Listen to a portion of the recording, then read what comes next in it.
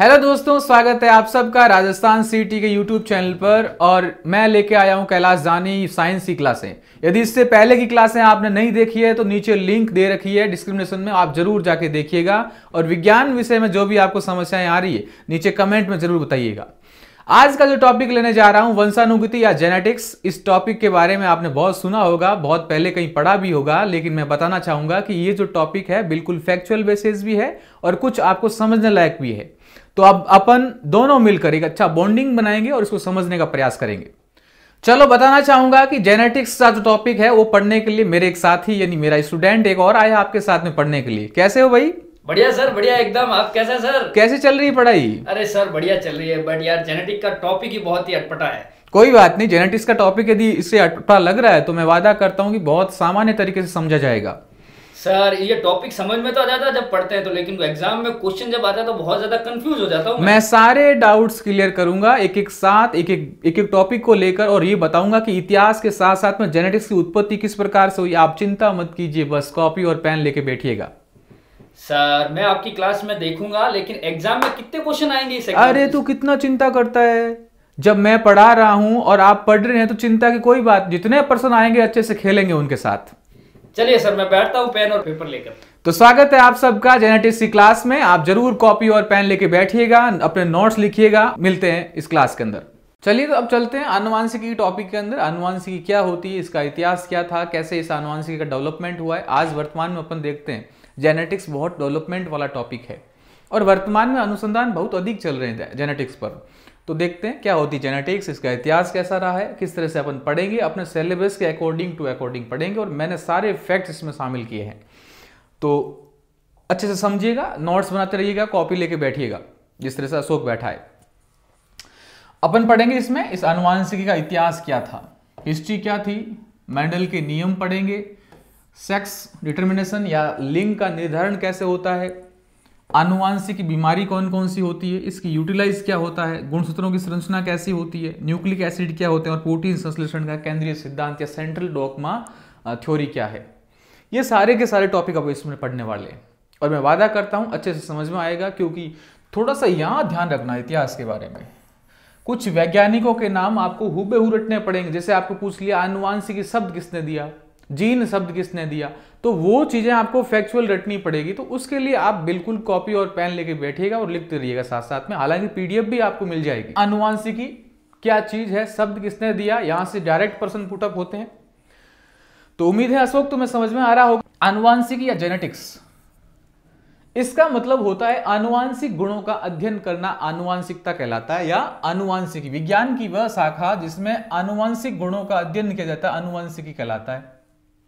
Genetics शब्द किसने दिया, तो जेनेटिक्स शब्द दिया था बैटसन ने। किसने दिया था? बैटसन ने। कई बार एग्जाम में आ चुका है कि जेनेटिक्स शब्द किसने दिया था, बैटसन ने दिया था। जीन शब्द किसने दिया, तो जॉनसन ने दिया था। जीन शब्द किसने दिया था, जॉनसन ने।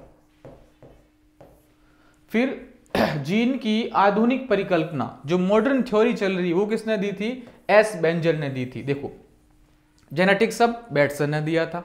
दूसरी बात, जीन शब्द जॉनसन ने दिया था और जीन की आधुनिक परिकल्पना किसने प्रस्तुत की थी, एस बेंजर ने प्रस्तुत की थी।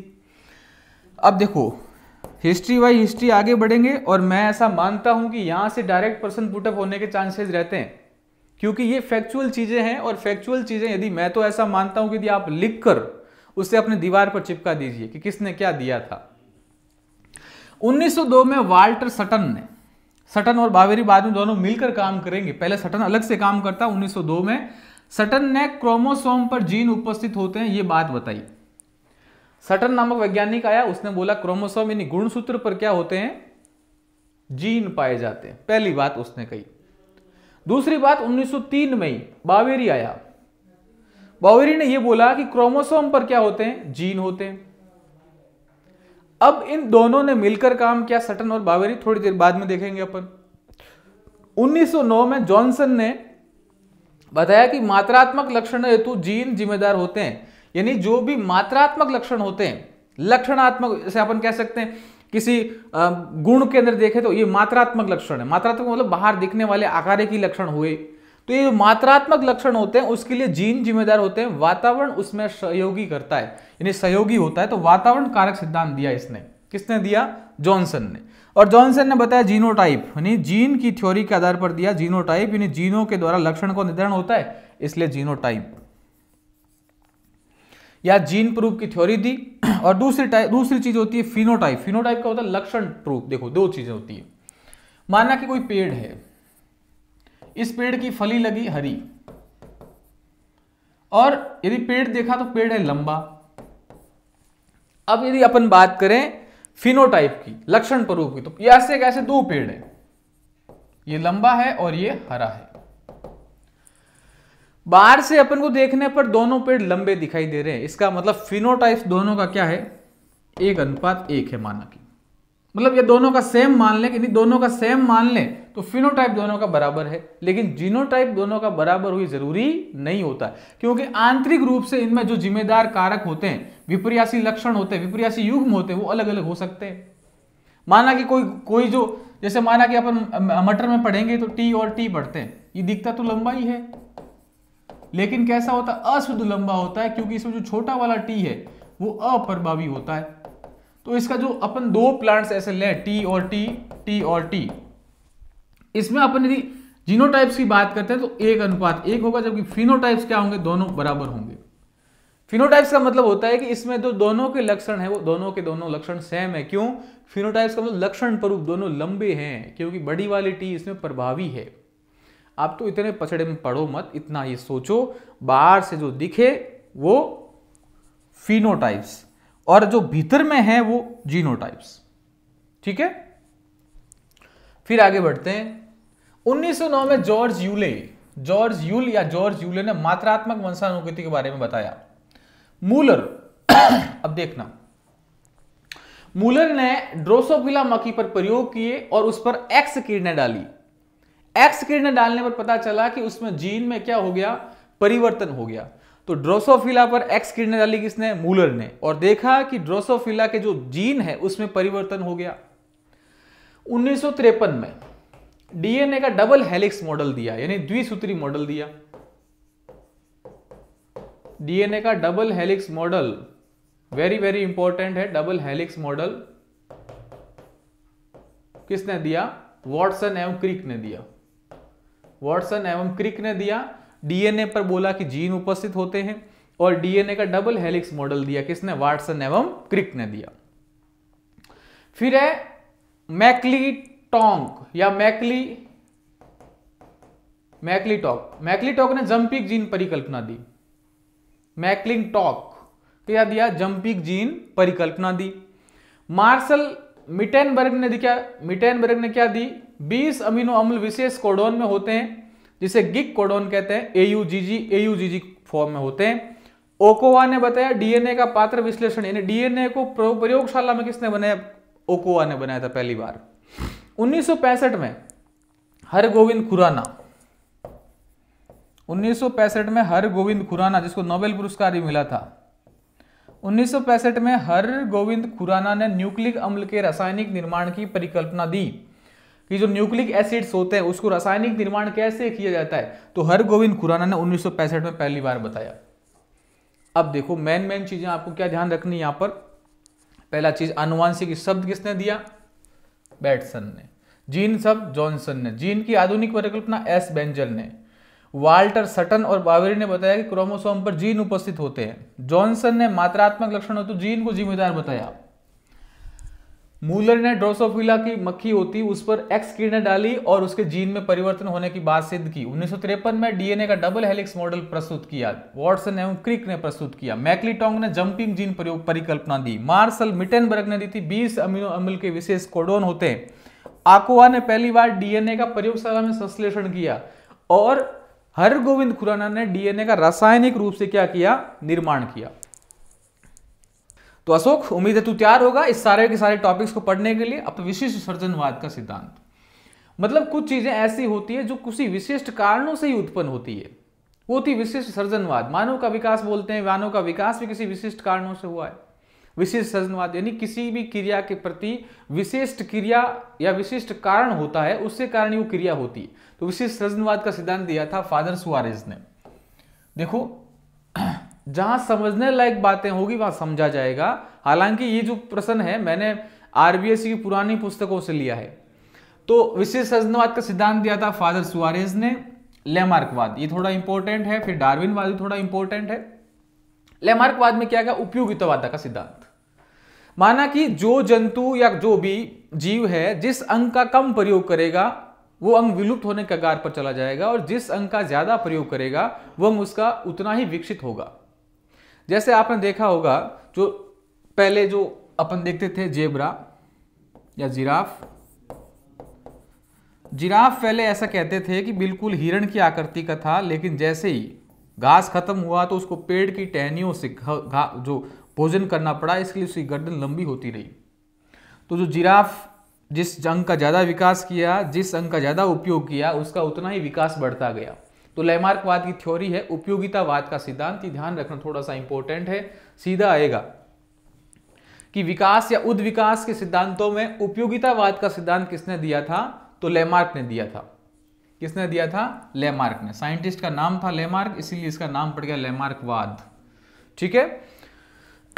एग्जाम्पल के तौर पर सांप के पैरों का नहीं होना। सांप का जो पैर थे पहले, वो सांप ने एक रेप्टाइल सरीसृप जो वर्ग के अंदर आता है, तो वो सरकने शुरू हो गया, इसलिए उसके अंगों का काम होना, उसके जो पैर थे उसका उपयोग होना बंद हो गया, तो उसका अंग धीरे धीरे विलुप्त हो गए, उसके पैर धीरे धीरे विलुप्त हो गए। तो ये लेमार्कवाद का थ्योरी था।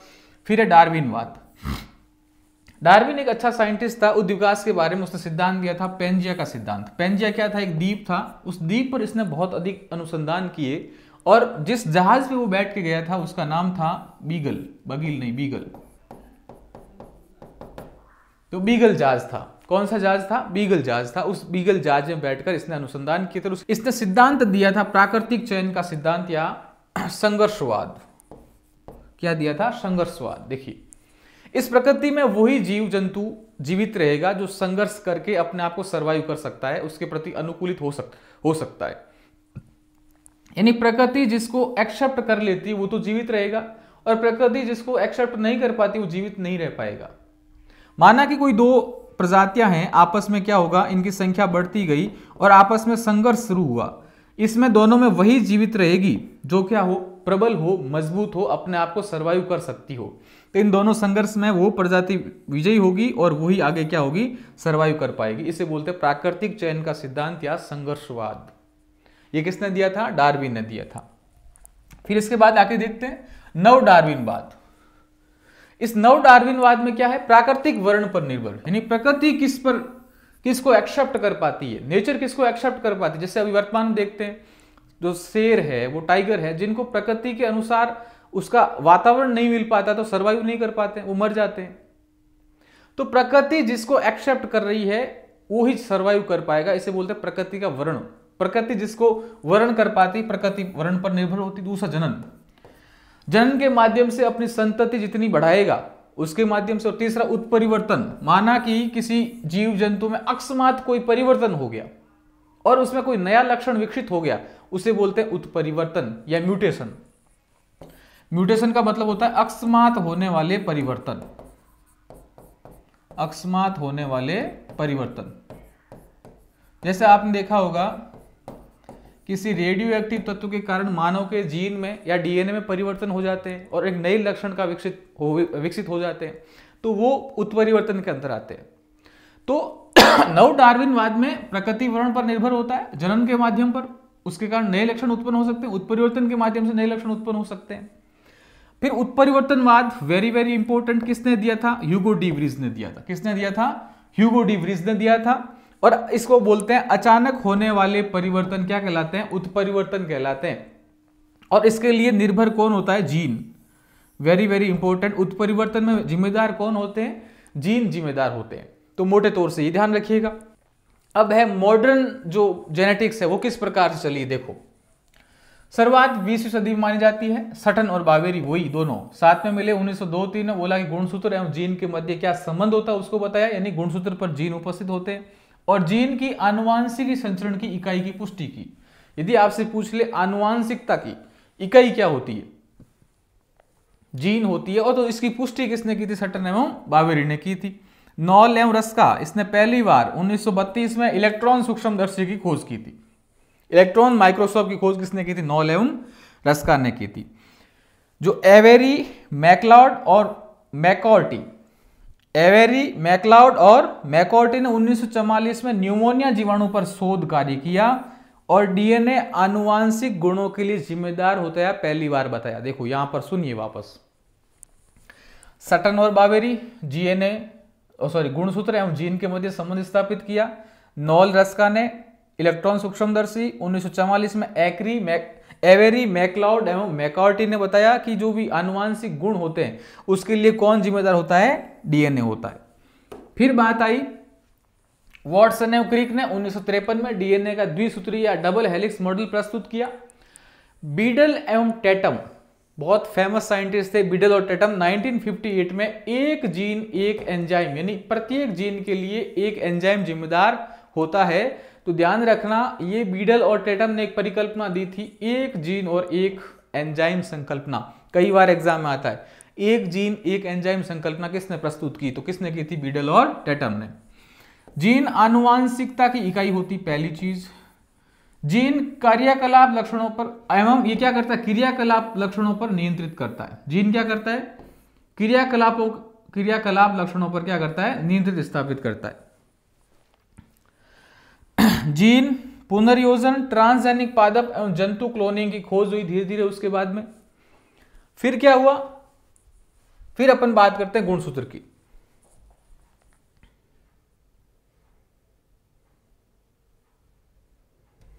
पहले गुणसूत्र पढ़ते हैं और गुणसूत्र में जीन उपस्थित होते हैं, उसके बारे में चर्चा करेंगे। तो गुणसूत्र की खोज की थी स्टार्चबर्गर ने 1875 में। गुणसूत्र की खोज हुई, खोज होने के बाद में इसका नामकरण किया था वाल्डेयर ने। गुणसूत्र की खोज स्टार्चबर्गर ने, जबकि इसका नामकरण किया था किसने? वाल्डेयर ने। ये एक धागे समान संरचना होती, पतले धागे समान संरचना होती है और प्रत्येक जीवों में एक निश्चित इसकी संख्या होती है। 2n से प्रदर्शित की जाती है। 2n का मतलब द्विगुणित, 2n यानी द्विगुणित संख्या में इसको प्रदर्शित किया जाता है। 2n 46, जैसे मानव की बात करते हैं तो मानव में 46 गुणसूत्र होते हैं। 2n बराबर 46, 2n बराबर 42 किसमें होते हैं? गेहूं में। 12 होते हैं घरेलू मक्खियों में। समजात गुणसूत्र, समजात का मतलब होता है जो आकार, माप एवं आकृति में समान होते हैं, ऐसे गुणसूत्र कहलाते हैं समजात गुणसूत्र कहलाते हैं। ऐसे गुणसूत्र जो आकार में, दूसरा माप में और तीसरा आकृति में समान होते हैं वो कहलाते हैं समजात गुणसूत्र। और यदि अपन गुणसूत्र की संरचना देखें तो इस प्रकार की संरचना होती है। अब इसमें कौन कौन से पार्ट्स होते हैं? इसे बोलते हैं गुणसूत्रीय बिंदु, गुणसूत्र बिंदु। ये जो पार्ट होता है सबसे लास्ट, सैटेलाइट पार्ट, इसे बोलते हैं अनुषंगी गुणसूत्र, अनुषंगी गुणसूत्र या सैटेलाइट गुणसूत्र। ये सब में अलग होता है। प्रत्येक जीव में जो सैटेलाइट गुणसूत्र होता है वो सब में अलग होता है। ये जो पूरी की पूरी बात करते हैं, इसके बाहर एक भित्ति होती है, उसे बोलते हैं पेलिकल। इसमें जो तंतु होते हैं वो कहलाते हैं क्रोमोमियर, क्रोमोमियर। क्या कहलाते हैं? क्रोमोमियर। ठीक है। अंदर भरी होती मैट्रिक्स। क्या भरी होती है? मैट्रिक्स। ये जो गुणसूत्रीय बिंदु उसको बोलते हैं सेंट्रोमियर, गुणसूत्रीय बिंदु को बोलते हैं सेंट्रोमियर। अब देखो, इस बिंदु से जुड़ने वाली पहली संरचना वो कहलाती प्राथमिक संकीर्णन, प्राथमिक संकीर्णन। और जो दूसरा जॉइंट होता है वो कहलाता है द्वितीयक संकीर्णन, द्वितीयक संकीर्णन। गुणसूत्र की संरचना में इतनी सी बात ध्यान रखना है, बीच में गुणसूत्रीय बिंदु, बाहर की भित्ति पेलिकल की बनी होती है, अंदर मैट्रिक्स भरा होता है। इसका जो तंतु होते हैं वो क्रोमोमियर कहलाते हैं। इसमें जो संकीर्णन होते हैं प्राथमिक और द्वितीयक प्रकार के संकीर्णन होते हैं। अंतिम बिंदु होता है उसे बोलते हैं सैटेलाइट गुणसूत्र या अनुषंगी गुणसूत्र कहलाता है। बस ये बातें आपको गुणसूत्र के बारे में ध्यान रखनी है। फिर इसकी संरचना, जो गुणसूत्र होते हैं वो डीएनए के खंडों से निर्मित होते हैं। किससे निर्मित होते हैं? डीएनए के खंडों से निर्मित होते हैं। इनका आकार 1 माइक्रोन से 30 माइक्रोन तक होता है। एक होता है महागुणसूत्र, ये वेरी वेरी इंपॉर्टेंट, ध्यान रखना, पहले इसका प्रश्न बन चुका है। महागुणसूत्र ऐसा गुणसूत्र जिसकी लंबाई आकार बहुत बड़ा होता है, महागुणसूत्र। जीएंट क्रोमोसोम भी होता है, ये किस में होता है? डिप्टेरा गण में होता है, जो डिप्टेरा गण उसमें पाया जाता है। ड्रोसोफिला यानी जो घरेलू मक्खी होती है, ड्रोसोफिला कास्टिनामरा, इसमें 2 mm तक लंबे महागुणसूत्र पाए जाते हैं, ध्यान रखना। महागुणसूत्र का प्रश्न बना हुआ है, जीएंट क्रोमोसोम का प्रश्न बना हुआ है, किसमें पाया जाता है? ड्रोसोफिला या कास्टिनामरा में लगभग 2 मिलीमीटर तक लंबे होते हैं, डिप्टेरा गण में पाए जाते हैं। ठीक है, अब बात करते हैं जीन की। जीन क्या चीज होती है? जीन आनुवांशिकता की इकाई होती, पहली चीज। दूसरी चीज, जीन का नाम जॉनसन ने दिया था। मानव में 23 जोड़े गुणसूत्रों पर अनुमानित 30 से 40 हजार जीन उपलब्ध होते हैं, 30 से 40 हजार जीन उपस्थित होते हैं। बीडल और टेटम, यहां ध्यान रखना, बीडल एवं टेटम ने 1958 में एक जीन एवं एक एंजाइम थ्योरी दी। गुणसूत्र का वह छोटा से छोटा खंड जो संरचनात्मक एवं क्रियात्मक विशेषक हेतु निर्धारित होता है, जीन कहलाता है। यानी गुणसूत्र का वह छोटा सा छोटा भाग जो संरचनात्मक यानी स्ट्रक्चरल एवं फंक्शनल विशेषक हेतु निर्धारित होता है, यानी किसी भी गुण के लिए जो भी एक क्रियात्मक और संरचनात्मक रूप से जिम्मेदार होता है, वो जीन होता है। ठीक बात। तो जीन के बारे में आनुवांशिकता की इकाई किसने? बीडल और टेटम ने एक जीन एक एंजाइम की थ्योरी दी। जॉनसन ने नाम दिया, 30 से 40 हजार जीन उपलब्ध होते हैं। और एक छोटा से छोटा खंड जो गुणसूत्र का होता है, यदि वो जीन होगा, कब? जब वो पूरे गुणों के रूप में संरचनात्मक एवं क्रियात्मक रूप में जिम्मेदार होता है। तो मुख्य रूप से गुणसूत्र पर जीन उपस्थित होते हैं। जीन आनुवांशिकता की इकाई एवं इसकी क्रियात्मक इकाई होती है। विशिष्ट एंजाइम की उत्पत्ति जीनों के माध्यम से ही होती है। इसे उत्परिवर्तन की इकाई भी कहते हैं। म्यूटेशन यानी कोई भी नए अकस्मात गुण आगे, उसके लिए जीन जिम्मेदार होते हैं, तो जीन को उत्परिवर्तन की इकाई भी कहते हैं। जीन में स्व प्रतिकृति की क्षमता पाई जाती है। जीन ही ऐसा है जिसमें स्व प्रतिकृति यानी खुद ही कॉपी बनाने की क्षमता पाई जाती है। कोशिका विभाजन से प्रतिकृति तैयार होती है, और ये जो प्रतिकृति जीन की जो होती है, कॉपी होती है, डुप्लीकेट बनते हैं, वो किससे बनते हैं? कोशिका विभाजन के माध्यम से बनते हैं। बेंजर, एस बेंजर द्वारा जीन को विभेदित किया गया। पहली बार जीन को विभेदित किसने किया था? एस बेंजर ने किया था 1951 से 61 के मध्य। ई कोलाई पर इसने प्रयोग किए थे। ई कोलाई एक जीवाणु है, उस पर इसने प्रयोग किए थे और जीन को विभेदित करने का कार्य किया। जीन के कितने भाग होते हैं? 3 भाग, सिस्ट्रोन, रेकॉन और म्यूटोन। SRM, सिस्ट्रोन, दूसरा रेकॉन और तीसरा म्यूटोन। देखो सिस्ट्रोन क्या चीज होती है? सिस्ट्रोन का मतलब होता है जीन की क्रियात्मक इकाई होती है सिस्ट्रोन। देखो आनुवांशिकता की इकाई जीन, जीन की क्रियात्मक इकाई सिस्ट्रोन। यानी जीन 3 भागों से बना हुआ है, सिस्ट्रोन, रेकॉन और म्यूटोन। जो सिस्ट्रोन वाला भाग है वो जीन की क्रियात्मक इकाई होती है। तो जीन की क्रियात्मक इकाई कौन होता है? सिस्ट्रोन होता है। दूसरा रेकॉन, जीन की पुनर्योगज इकाई, रिकॉम्प्लिकेट, उसकी इकाई कौन होता है? रेकॉन। रिकॉम्बिनेट यूनिट कौन होती है? रेकॉन होती है। तीसरा होता है म्यूटेन, म्यूटोन होती है जीन की उत्परिवर्तन की इकाई। यानी जीन में जो भी उत्परिवर्तन होते हैं, अकस्मात परिवर्तन होते हैं, वो म्यूटोन के कारण होते हैं। अब देखो, एक सिस्ट्रोन कई रेकॉन से निर्मित होता है और कई रेकॉन कई म्यूटोन से निर्मित होते हैं। ठीक है।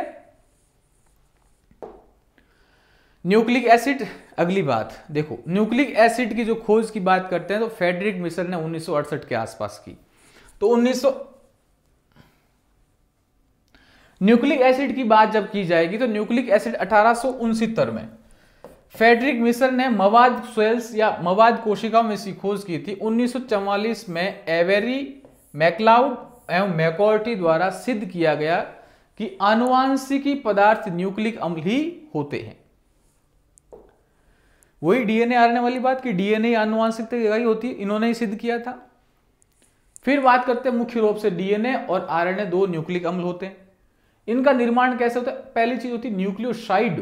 देखो 2 चीजें ध्यान रखना, न्यूक्लियोटाइड और साइड। देखो यदि शर्करा नाइट्रोजन सारक के साथ में है तब तो है न्यूक्लियोसाइड। न्यूक्लियोसाइड का मतलब होता है शर्करा प्लस नाइट्रोजन सारक।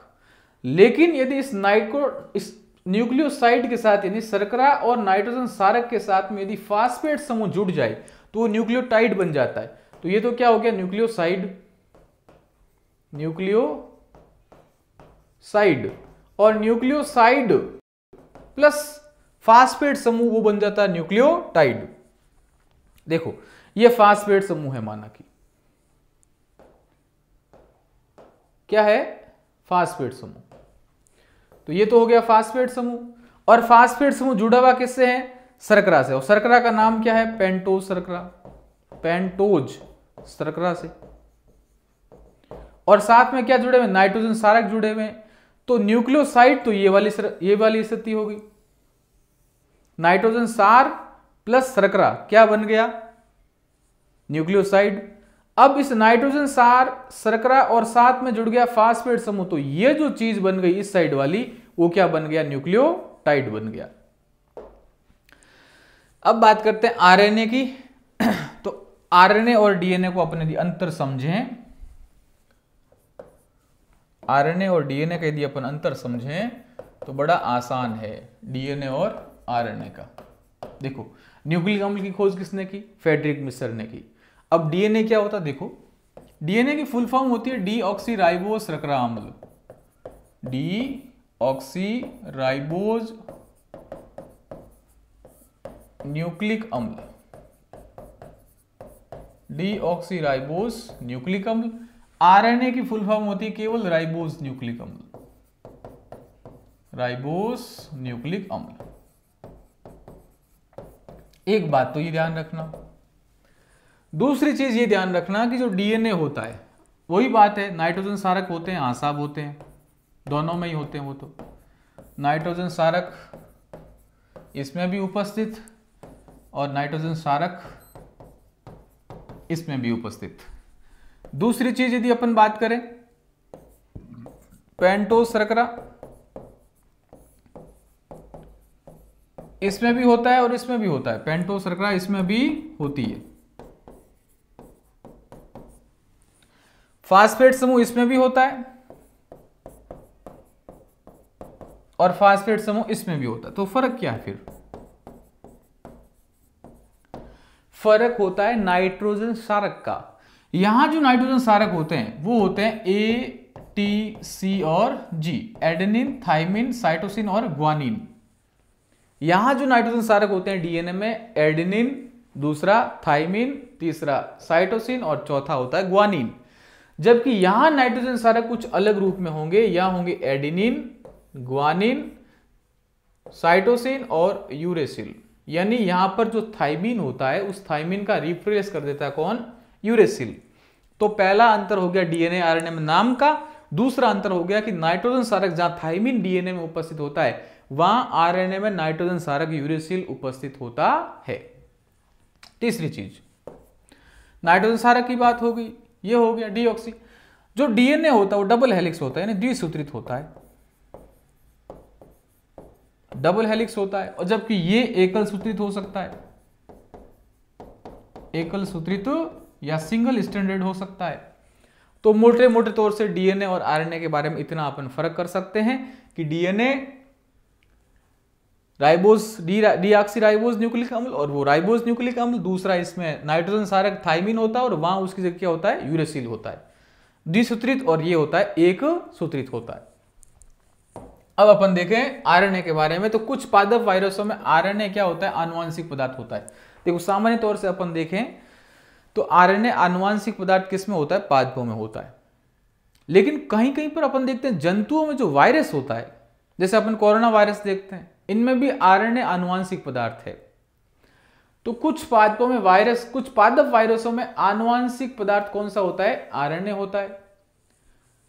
कुछ जंतु वायरस में भी आरएनए के रूप में वायरस में आरएनए आनुवांशिक पदार्थ होता है। और ऐसे वायरस या ऐसे जंतु वायरस जिनमें आरएनए आनुवांशिक पदार्थ होता है उन्हें बोलते हैं रिट्रोवायरस। रिट्रो को हिंदी में बोलते हैं बहरूपिया वायरस। कौन कौन से? जैसे HIV, H1N1, H5N1, कोरोना, ये सारे के सारे रिट्रोवायरस है, बहरूपिया वायरस है। तो ये जंतु वायरसों में भी कुछ रिट्रोवायरस होते हैं जहां पर आनुवांशिक पदार्थ आरएनए उपस्थित होता है। जीवाणु भोजी या बैक्टीरियोफेज, इसमें भी आनुवांशिक पदार्थ कौन सा होता है? आरएनए। नाम है जीवाणु भोजी, लेकिन ये जीवाणु नहीं है, ये जीवाणुओं का भक्षण करने वाला वायरस है, इसलिए इसका नाम है जीवाणु भोजी या बैक्टीरियोफेज। इसमें भी आनुवांशिक पदार्थ आरएनए उपस्थित होता है। ये एकल सर्पिलाकार और कुंडलित संरचना वाला होता है। कौन? आरएनए। आरएनए मोटे तौर से अपन 3 भागों में बांट सकते हैं। पहला है आरआरएनए, दूसरा टीआरएनए और तीसरा है एमआरएनए। आरआरएनए राइबोसोमल आरएनए क्या होता है? कुल आरएनए का 80% वाला भाग, यानी पूरे टोटल आरएनए में देखा जाए तो अधिकतर आरएनए कौन सा होता है? आरआरएनए होता है, राइबोसोमल आरएनए होता है।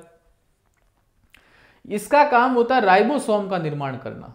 किसका? राइबोसोम का निर्माण करना। राइबोसोम का मतलब होता है, जब आप अंतःप्रद्रव्य जालिका पढ़ते हैं तो उसके ऊपर खुरदरी होती है और एक चिकनी होती है। जो खुरदरी अंतःप्रद्रव्य जालिका होती है उस पर दानेदार संरचना होती है, उसका नाम है राइबोसोम, जो प्रोटीन निर्माण में सहायक होता है। तो जो आरआरएनए होता है वो 80% तक आरएनए का भाग होता है और राइबोसोम के निर्माण में भाग लेता है। दूसरी चीज टीआरएनए या ट्रांसफर आरएनए, किसी भी सूचना को आदान प्रदान करने में टीआरएनए काम करता है। ये राइबोसोम से जुड़े हुए होते हैं और प्रोटीन संश्लेषण हेतु एमिनो अम्ल को जोड़ने का कार्य करता है। जो भी एमिनो एसिड्स होते हैं जो प्रोटीन का निर्माण करते हैं, उनको जोड़ने का काम का कार्य कौन करेगा? टीआरएनए करेगा। तीसरा है mRNA, messenger RNA. DNA nucleotide से प्राप्त संकेतों के आधार पर, इन्हें डीएनए में जो न्यूक्लियोटाइड्स होते हैं, यानी फास्फेट समूह, नाइट्रोजन क्षारक और पेंटोस शर्करा, उनसे जो संकेत मिलते हैं, मैसेज मिलते हैं, उसको टीआरएनए की सहायता से प्रोटीन निर्माण का कार्य करता है। यानी एमआरएनए और टीआरएनए दोनों मिलकर किसका निर्माण करेंगे? प्रोटीन का निर्माण करेंगे। और सबसे बड़ा योगदान किसका होता है? राइबोसोमल आरएनए का, क्योंकि राइबोसोमल किसका निर्माण करता है? राइबोसोम का निर्माण करता है। और यही राइबोसोम किसका निर्माण करता है? प्रोटीन निर्माण। तो ये तो हेल्पर होते हैं, एम और टी। ठीक है, टी तो ट्रांसफर यानी प्रोटीन संश्लेषण के लिए जो भी एमिनो अम्ल होते हैं उनको जोड़ने का काम करेगा। एमआरएनए काम करेगा, जो भी मैसेज होंगी, मैसेज पहुंचाने का कार्य करेगा। और राइबोसोमल आरएनए राइबोसोम के निर्माण में महत्वपूर्ण भूमिका निभाएगा। और राइबोसोम के निर्माण से ही क्या होती है? पूरे के पूरे प्रोटीन का निर्माण होता है। इसलिए राइबोसोम को प्रोटीन की फैक्ट्री भी कहा जाता है। ठीक है, फिर अगला है प्रोटीन संश्लेषण का केंद्रीय सिद्धांत, यानी प्रोटीन का निर्माण कैसे होता है? Central dogma of theory. Central dogma theory क्या होती है? न्यूक्लिक अम्लों तथा प्रोटीनों के पारस्परिक संबंध को केंद्रीय सिद्धांत के रूप में दर्शाया जाता है। न्यूक्लिक अम्ल और प्रोटीन का निर्माण किस तरह से होता है, उसका जो संबंध होता है, उसको इस सेंट्रल डोग्मा या केंद्रीय सिद्धांत के माध्यम से प्रदर्शित किया जाता है। इसको प्रतिपादन किसने किया? बहुत इंपॉर्टेंट चीज है। प्रोटीन संश्लेषण का केंद्रीय सिद्धांत का जो प्रतिपादक था वो था क्रिक। ध्यान रखना, 1958। मोटे रूप से केंद्रक में स्थित डीएनए, डीएनए 3 जगह होता है, केंद्रक में, हरितलवक में और माइटोकॉन्ड्रिया में। जो केंद्रक वाला डीएनए होता है उसके द्वारा कोशिका द्रव्य में संपन्न होने वाली प्रोटीन संश्लेषण की क्रिया का जिस प्रकार से निर्देशन एवं नियंत्रण किया जाता है, केंद्रक में डीएनए होता है। और केंद्रक कोशिका के पूरी क्रियाओं का नियंत्रण करता है। और जिस तरह से वो नियंत्रण करता है उसे केंद्रीय सिद्धांत कहते हैं। जब भी प्रोटीन का निर्माण होता है कोशिका द्रव्य में, तो कोशिका द्रव्य में जब प्रोटीन का निर्माण होता है तो जो कोशिका के केंद्रक में उपस्थित डीएनए वो पूरा का पूरा उसे रेगुलेट करता है, नियंत्रित करता है। इस सिद्धांत को बोलते हैं केंद्रीय सिद्धांत। यह प्रक्रिया डीएनए द्वारा संश्लेषित की जाती है। ठीक है, अब देखो क्या क्या चीजें होती है वो समझिएगा। डीएनए से आरएनए बन जाता है और आरएनए से प्रोटीन बन जाता है। कभी कभी आरएनए से वापस डीएनए बन जाता है। तो ये क्या क्या चीजें होती है वो समझो। देखो, डीएनए अनुलेखन के माध्यम से एमआरएनए बनाता है। डीएनए अनुलेखन के माध्यम से क्या बनाता है? एमआरएनए बनाता है। और एमआरएनए अनुवादन के माध्यम से प्रोटीन का निर्माण करना। यानी इतनी सी याद रखने वाली बात है, डीएनए से आरएनए बनने के प्रोसेस को अनुलेखन कहते हैं, ट्रांसक्रिप्शन कहते हैं, ट्रांसक्रिप्शन कहते हैं। ट्रांसक्रिप्शन कहते हैं। और आरएनए से प्रोटीन बनने के प्रक्रम को बोलते हैं ट्रांसलेशन। अब इस सिद्धांत में प्रश्न क्या बन सकता है? यह बन सकता है डीएनए से एमआरएनए बनने के प्रोसेस को क्या कहते हैं? पहली चीज तो उसे बोलते हैं अनुलेखन या ट्रांसक्रिप्शन कहते हैं। दूसरा प्रश्न बन सकता है आरएनए से प्रोटीन बनने के निर्माण को क्या बोलते हैं? अनुवादन या ट्रांसलेशन। एक बार एग्जाम में पता था रिवर्स ट्रांसक्रिप्शन किसे कहते हैं? रिवर्स ट्रांसक्रिप्शन का मतलब होता है आरएनए से डीएनए का निर्माण होना, उसे बोलते हैं रिवर्स ट्रांसक्रिप्शन। जबकि आरएनए से प्रोटीन का निर्माण अनुवादन या ट्रांसलेशन कहलाता है। देखो किस प्रकार से डीएनए से आरएनए का निर्माण होना क्या कहलाता है? ट्रांसक्रिप्शन या अनुलेखन। और आरएनए से प्रोटीन का निर्माण होना अनुवादन या ट्रांसलेशन कहलाता है। लेकिन कभी कभी आरएनए से डीएनए बन जाता है, उसे बोलते हैं रिवर्स ट्रांसक्रिप्शन या पुनः अनुलेखन। ठीक बात, तो ये ध्यान रखना। डीएनए से आरएनए का बनना ट्रांसक्रिप्शन और आरएनए से प्रोटीन का निर्माण ट्रांसलेशन, यही होता है सेंट्रल डॉगमा सिद्धांत या केंद्रीय सिद्धांत। अब है मनुष्य में लिंग का निर्धारण कैसे होता है। तो अगला चैप्टर है अपना मनुष्य में लिंग निर्धारण। तो अशोक, उम्मीद है तुम्हें समझ में आ रहा होगा। अरे भाई, लिंग का निर्धारण अभी तुम्हें समझाते हैं कि लड़का होगा या लड़की होगा कैसे निर्भर करता है, अभी तुम्हें बताते हैं। तो मनुष्य में लिंग का निर्धारण बड़े अच्छे से समझिएगा। तो लड़का होना या लड़की होना उसके लिए महिला जिम्मेदार नहीं होती, ध्यान रखना अशोक। चलिए कुछ चीजों को आप समझिएगा। मैं आपको पहले ही बता चुका हूं कि मानव में कुल कितने गुणसूत्र होते हैं साहब? 46 गुणसूत्र होते हैं। यानी कितनी जोड़ी होते हैं? 23 जोड़ी होते हैं। इन 46 में यदि अपन बात करें तो 44 बांटो और 2 गुणसूत्र बांटो। जो 44 गुणसूत्र होते हैं उनको बोलते हैं क्या? अलिंगी गुणसूत्र। यानी इनके माध्यम से लिंग का निर्धारण नहीं होता है, उन्हें बोलते हैं अलिंगी गुणसूत्र। और 2 गुणसूत्र ऐसे होते हैं जिनके माध्यम से लिंग का निर्धारण किया जाता है, तो उन्हें बोलते हैं सेक्सुअल क्रोमोसोम। या ऐसे गुणसूत्र जो लिंग का निर्धारण करते हैं वो कहलाते हैं लिंगी गुणसूत्र। तो लिंगी गुणसूत्र कहलाते हैं। यदि अपन बात करें तो यहां कितने हो गए? 22 जोड़ी। और यहां कितनी हो गई? 1 जोड़ी। जोड़ी का मतलब पेयर यानी युग्म। तो 1 जोड़ी गुणसूत्र ऐसे होते हैं जो लिंग का निर्धारण करते हैं, जबकि जो 22 जोड़ी गुणसूत्र होते हैं तो लिंग का निर्धारण नहीं करते हैं। ठीक है, तो इन्हें बोलते हैं लिंगी गुणसूत्र और इनको बोलते हैं अलिंगी गुणसूत्र कहते हैं। अब देखो आगे। अब इन 2 गुणसूत्रों में यदि कोई नर है तो उसमें गुणसूत्र अलग होंगे, और यदि कोई मादा है तो उसमें गुणसूत्र अलग होंगे। नर है तो उसमें होगा X और Y, और मादा होगा तो उसमें होगा X और X। अब इन्हीं के माध्यम से ही क्या होता है? लिंग का निर्धारण होता है। कैसे होता है वो समझो। अभी तक अपन को पता चला है कि नर में गुणसूत्र होता है क्या? X और Y, और मादा में गुणसूत्र होता है X और X।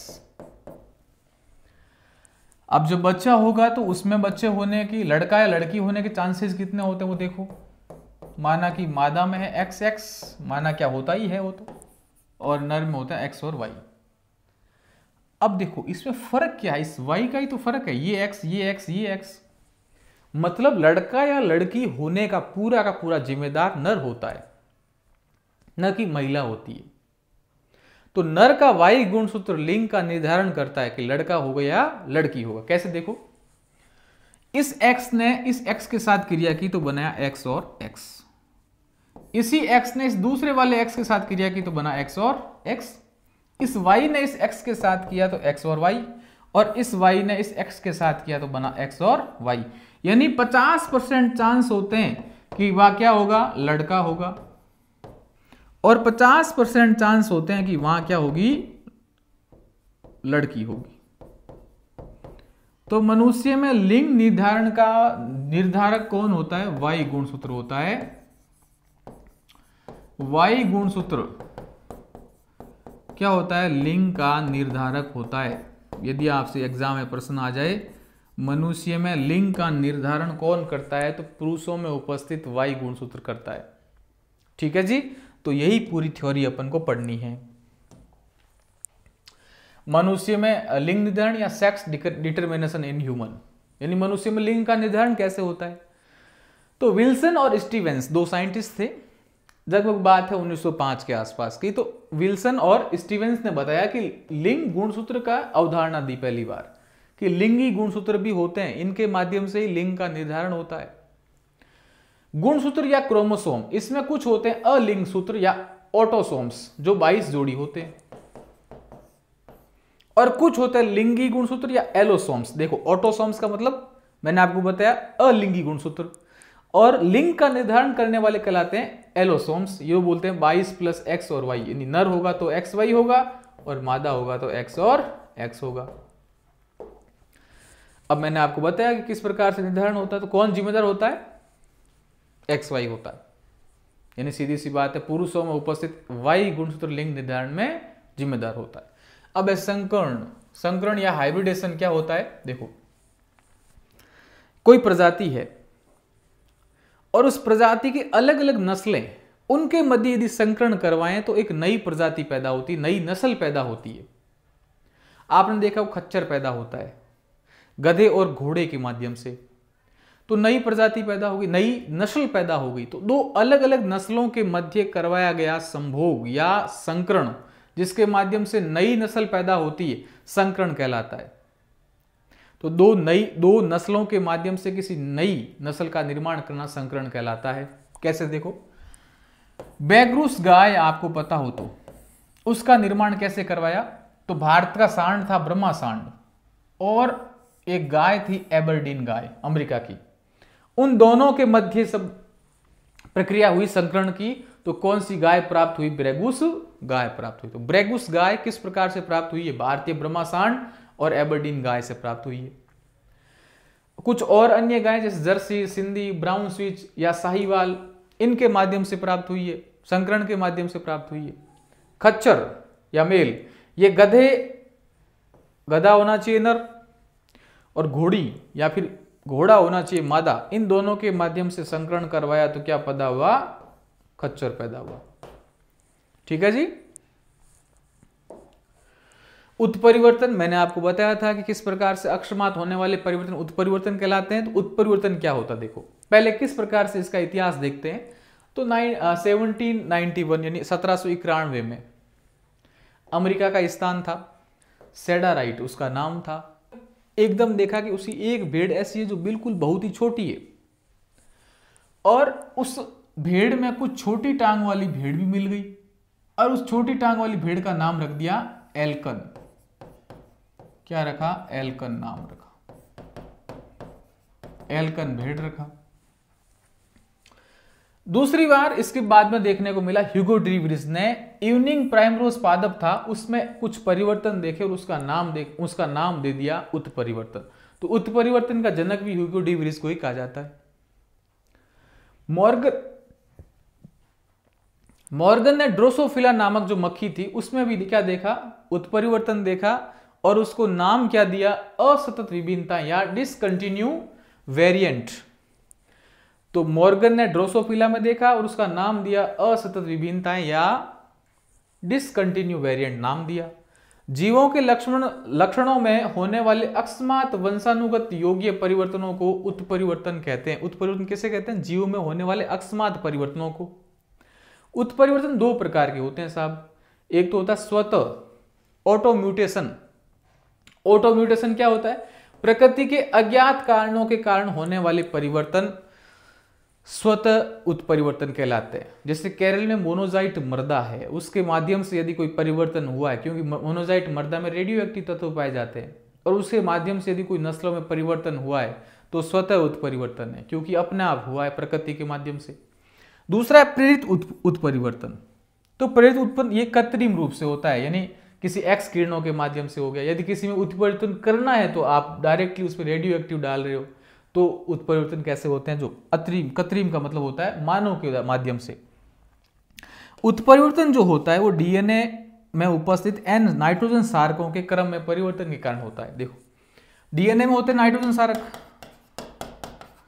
नाइट्रोजन सारक के जो क्रम होता है उस क्रम में क्या होता है, परिवर्तन हो जाता है, उसके कारण ही क्या होता है, उत्परिवर्तन होता है। तो उत्परिवर्तन मोटे मोटे तौर से बात ध्यान रखनी है कि ह्यूगोडॉट्स का जनक है। अकस्मात होने वाले परिवर्तन को उत्परिवर्तन कहते हैं। स्वतः उत्परिवर्तन मतलब अपने आप, और पेट का मतलब किसी कारणवश कृत्रिम रूप से आपने किया हो। उत्परिवर्तन में मुख्य तौर से डीएनए में जो उपस्थित नाइट्रोजन क्षारक होते हैं वो क्या होते हैं, परिवर्तन होते हैं। अब देखो उत्परिवर्तन के कारण या कुछ अन्य कारणों से गुणसूत्रीय विपथन पैदा होता है। विपथन, एब्रेशन। क्रोमोसोमल एब्रेशन का मतलब होता है या तो संख्या में कमी हो जाएगी या संख्या में वृद्धि हो जाएगी। तो देखो क्या होता है, गुणसूत्रों में उत्पन्न सामान्यतः असमानताएं, भाई असामान्यताएं भी जीन उत्परिवर्तन जैसा है। गुणसूत्रों में या तो संख्या में परिवर्तन हो जाएगा या संरचना में परिवर्तन हो जाएगा। तो गुणसूत्रों में कुछ असमानताएं पैदा हो जाती है। तो असमानताएं जो पैदा होती है वो गुणसूत्रीय विपथन कहलाती है। तो गुणसूत्रों में होने वाली असमानताएं गुणसूत्रीय विपथन कहलाती है। पहली जो असमानता है वो है संख्यात्मक गुणसूत्रीय विपथन, न्यूमेरिकल क्रोमोसोमल एब्रेशन। वो क्या होता है, गुणसूत्रों की संख्या में यदि कमी हो जाए या वृद्धि हो जाए, संख्या की बात हो रही, संख्यात्मक गुणसूत्रीय विपथन।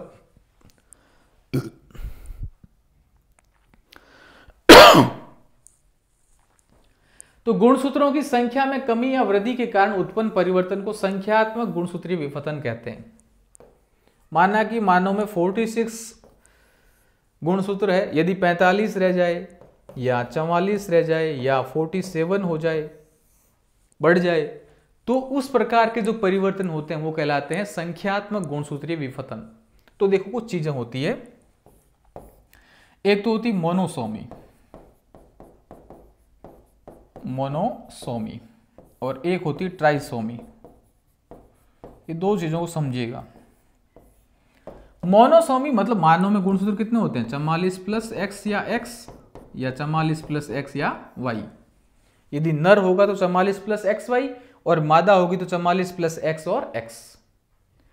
अब यदि इनमें से एक गुणसूत्र कम पड़ जाए, यानी गुणसूत्र रह जाए 45, 44, एक गुणसूत्र माना कि ये कम हो गया तो 45, तो 45 गुणसूत्र रह जाए तो उसको बोलते हैं मोनोसोमी।